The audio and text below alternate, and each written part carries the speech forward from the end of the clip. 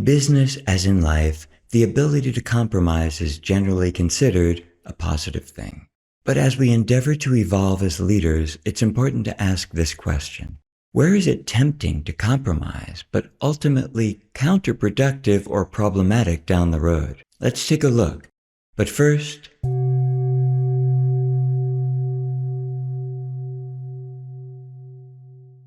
yes, compromise is vital to getting things done and working well with others.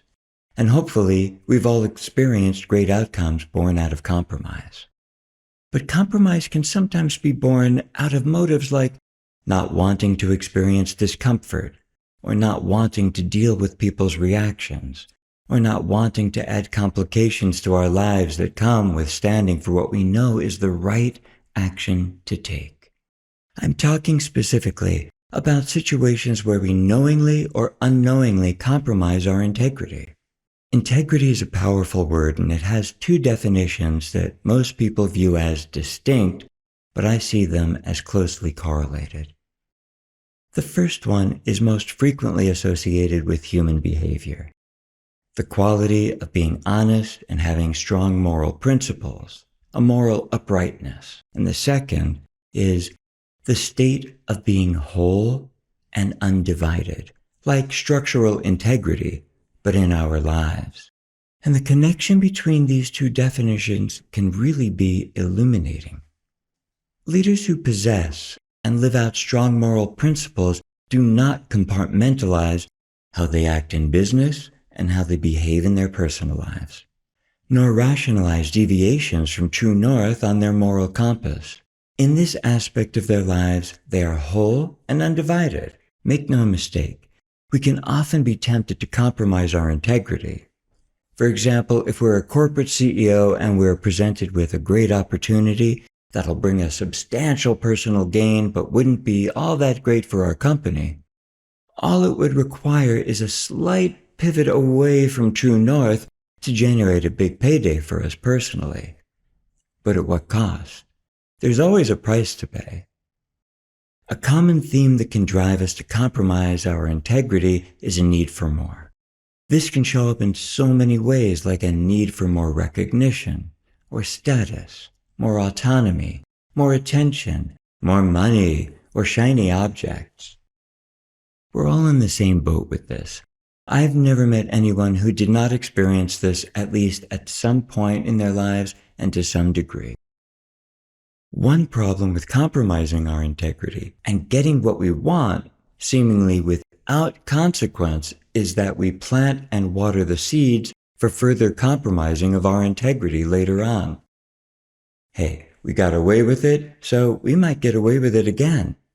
The good news is that we have a conscience, and that conscience helps us to not do things like that. Of course, we need to listen to our conscience, because that inner voice is what guides us to act virtuously. When we don't listen to our conscience, breaches of integrity can occur, breaches that'll haunt us. For example, what happens when someone in our company calls us out in a meeting saying, "Wait, this isn't right. Shouldn't we be heading in this true north direction?"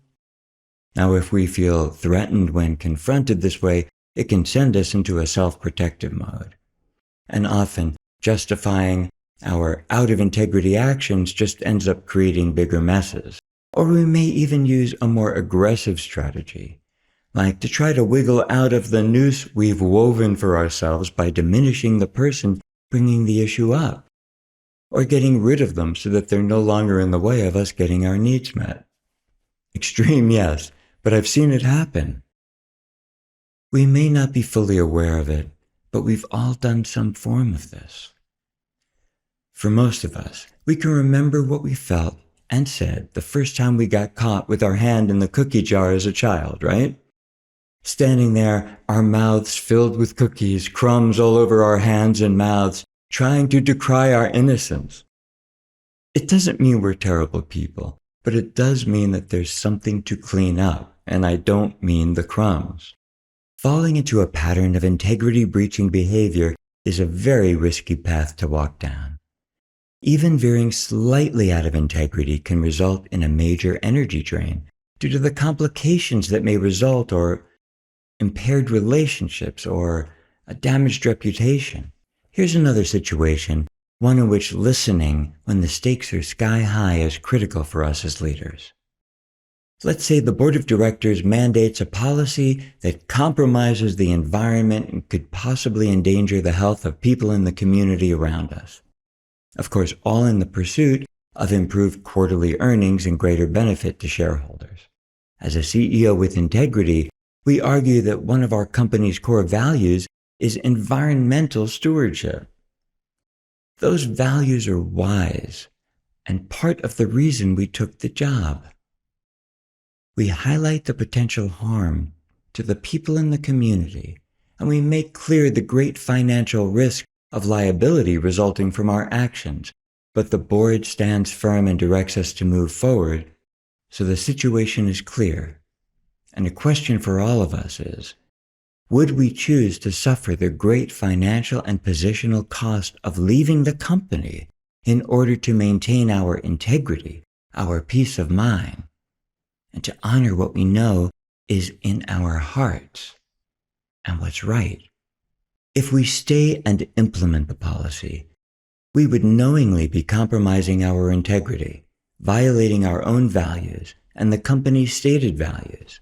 In this scenario, if we stay and compromise our integrity, this becomes the moment we're implanting a seed of disharmony within us that will take root.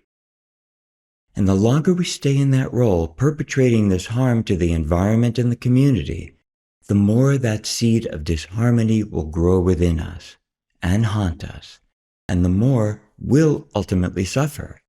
There are many dominoes that begin to fall when we as leaders don't act in alignment with our conscience and integrity. Experiences like this affect our physical health.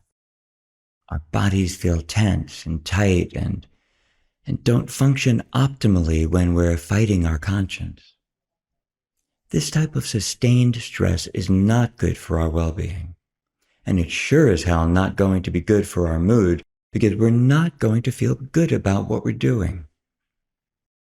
One could say that the stress and not feeling good is by design a wake-up call to get our choices and actions back into alignment with our values. In our lives, when we realize or become ready to face that we've acted without integrity, we open the opportunity to clean things up and to become fully accountable for our choices and actions. Ultimately, it's so much easier to live and lead in integrity. When we live in alignment with our conscience, acting in accordance with what we know in our hearts and minds is in integrity, we simplify our lives. There's nothing to hide. We can stand tall, free of the shadow that trails us when we're out of alignment. Integrity-based choices aren't always easy, and sometimes there's a cost involved. But the right thing to do is the right thing to do.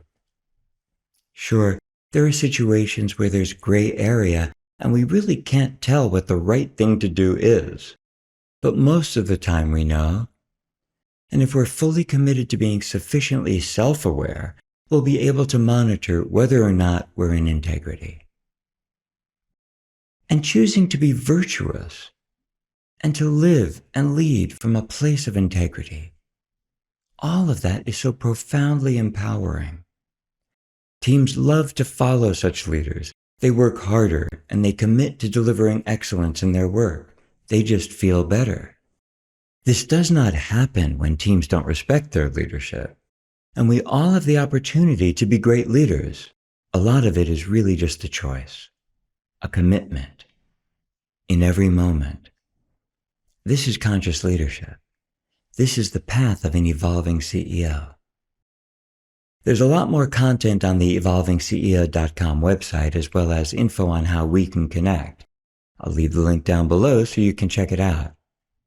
May you listen well to your heart and your conscience.